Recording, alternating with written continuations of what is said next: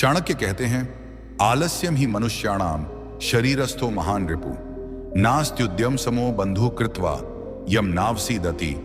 अर्थात आलस्य मनुष्य के शरीर में रहने वाला सबसे बड़ा शत्रु है। उद्यम यानी परिश्रम से बड़ा कोई मित्र नहीं है। जो व्यक्ति उद्यम करता है वह कभी दुखी या असफल नहीं होता। आचार्य चाणक्य साफ कहते हैं कि आलसी व्यक्ति न ज्ञान प्राप्त कर सकता है, न धन, न ही सफलता। नमस्कार दोस्तों, स्वागत है आपका डे इंस्पायर्ड यूट्यूब चैनल पर। आज की इस वीडियो में हम बात करेंगे आलस्य के बारे में, कैसे आलस्य मनुष्य के जीवन को बर्बाद कर देता है और इसे दूर करने के सरल लेकिन असरदार उपाय कौन कौन से हैं। दोस्तों, आलस्य वास्तव में एक बीमारी की तरह है जो इंसान के ज्ञान, धन और सफलता तीनों का नाश कर देता है। लेकिन अच्छी बात यह है कि इसे सही आदतों और सोच से हर कोई अपने जीवन से निकाल सकता है। तो चलिए शुरू करते हैं वीडियो। लेकिन उससे पहले आपसे एक छोटी सी गुजारिश है, अगर आपको भी इस तरह की वीडियो पसंद आती है तो आप कमेंट में सिर्फ चाणक्य नीति लिख दें। इससे हमें पता चलेगा कि आपको हमारी ये वीडियो सच में पसंद आ रही है। और हाँ, ऐसी ही ज्ञानवर्धक और प्रेरणादायक वीडियो देखने के लिए हमारे चैनल को सब्सक्राइब जरूर करें। तो चलिए शुरू करते हैं आज का सफर, आलस्य से सफलता तक। एक समय की बात है, चाणक्य ने चंद्रगुप्त से कहा, चंद्रगुप्त, क्या तुम्हें पता है कि इंसान को आलस्य किस वजह से आता है?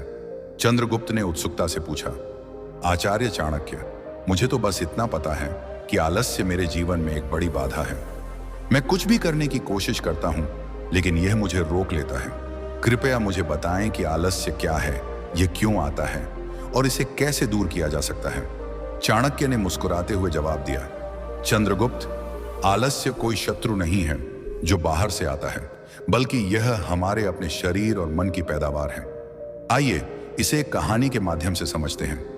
कल्पना करो कि तुम एक युवा योद्धा हो जो साम्राज्य स्थापित करने का सपना देखता है, लेकिन आलस्य तुम्हें हर कदम पर रोकता है। आज हम इसी आलस्य के रहस्य को उजागर करेंगे। आलस्य के दो प्रमुख कारण होते हैं, लेकिन उससे पहले मैं आपको एक मजेदार कहानी सुनाता हूं, तो इस कहानी को तुम ध्यान से सुनो। एक गांव में एक मेहनती किसान रहता था जिसका नाम था हरिया। हरिया का खेत उसकी मेहनत का गवाह था। उसने अपने खेत में गेहूं की सुनहरी फसल उगाई थी जो अब पककर कटाई के लिए तैयार थी। लेकिन उस खेत के बीचों बीच एक छोटी सी गौरैया ने अपना घोंसला बना लिया था। उस घोंसले में उसके दो नन्हे बच्चे थे जो अभी उड़ना नहीं सीख पाए थे। गौरैया का नाम था चिरैया। वह रोज सुबह जंगल में भोजन की तलाश में निकलती और शाम को अपने बच्चों के लिए दाने लेकर लौटती। एक दिन जब चिरैया जंगल से लौटी, उसने देखा कि उसके बच्चे घोंसले में सहमे हुए बैठे हैं। उनकी छोटी छोटी आंखों में डर साफ झलक रहा था। चिरैया ने चिंतित होकर पूछा, क्या हुआ मेरे प्यारे बच्चों, तुम इतने डरे हुए क्यों हो? बड़े बच्चे ने कांपते स्वर में कहा, माँ, आज खेत में वह किसान आया था। उसने अपने दोस्त से कहा कि कल वह अपने बेटे को फसल काटने के लिए भेजेगा। माँ, अगर फसल कट गई तो हमारा घोंसला टूट जाएगा। हम अभी उड़ नहीं सकते। हम क्या करेंगे? चिरैया ने अपने बच्चों को प्यार से देखा और मुस्कुराते हुए कहा, चिंता मत करो मेरे बच्चों। किसान ने अपने बेटे पर भरोसा किया है, लेकिन मैं जानती हूं कि वह बेटा आलसी है।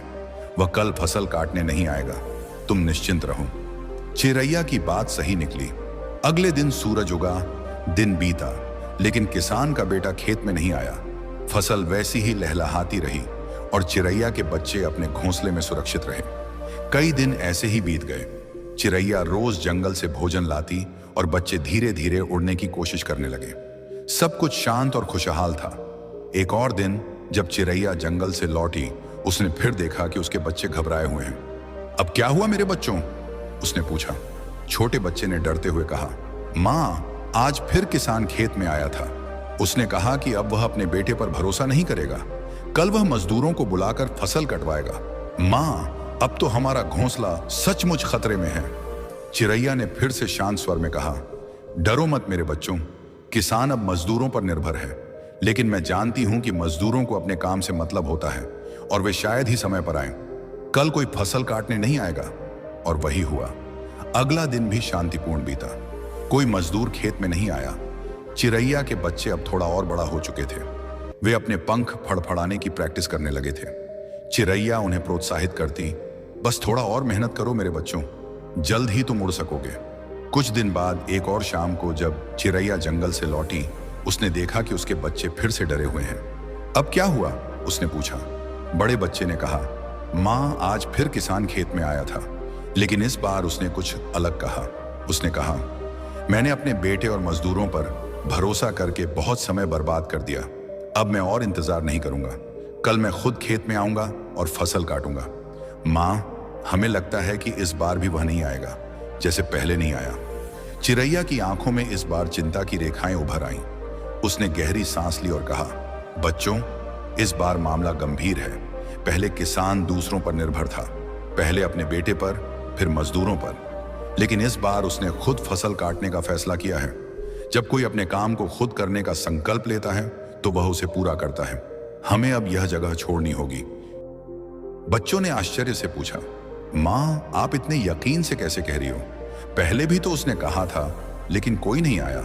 चिरैया ने समझाया, बच्चों, जब कोई दूसरों पर निर्भर करता है तो उसका काम अधूरा रह जाता है। आलस्य और दूसरों पर भरोसा करना एक ही सिक्के के दो पहलू हैं। लेकिन जब कोई अपने काम को अपनी जिम्मेदारी मान लेता है तो वह उसे पूरा करने के लिए हर संभव कोशिश करता है। किसान इस बार खुद आएगा और हमें तैयार रहना होगा। शुक्र था कि चिरैया के बच्चे अब उड़ने में सक्षम हो चुके थे। उस रात चिरैया ने अपने बच्चों को लेकर खेत छोड़ दिया। वे पास के जंगल में एक ऊंचे पेड़ पर गए और वहां एक नया घोंसला बनाया।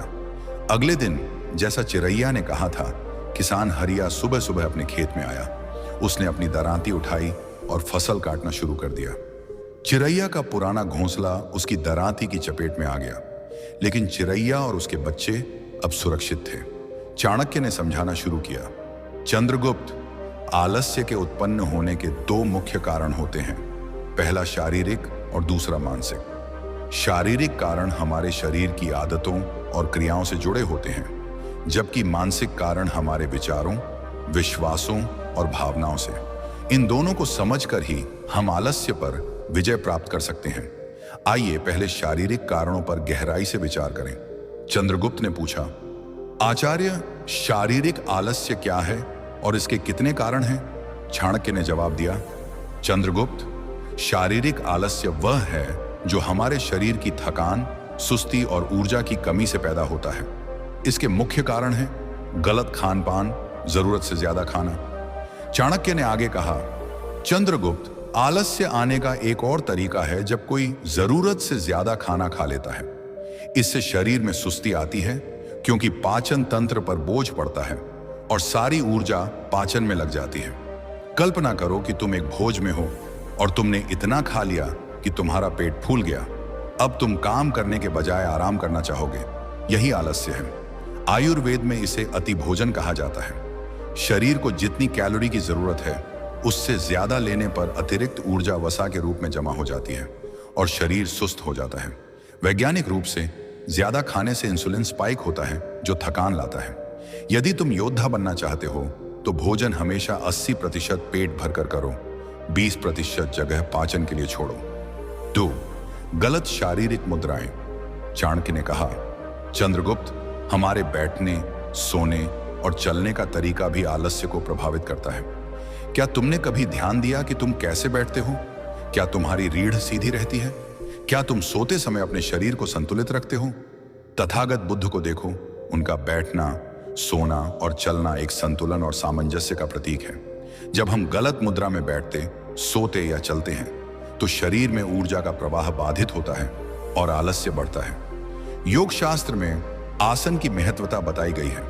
यदि तुम कुर्सी पर झुककर बैठते हो तो रीढ़ पर दबाव पड़ता है जो मांसपेशियों को थका देता है। इससे आलस्य आता है। सही मुद्रा, रीढ़ सीधी, कंधे पीछे और पैर जमीन पर। सोते समय दाहिनी करवट लो ताकि पाचन अच्छा हो। समय, सिर ऊंचा और कदम संतुलित। 3. सुबह जल्दी ना उठना।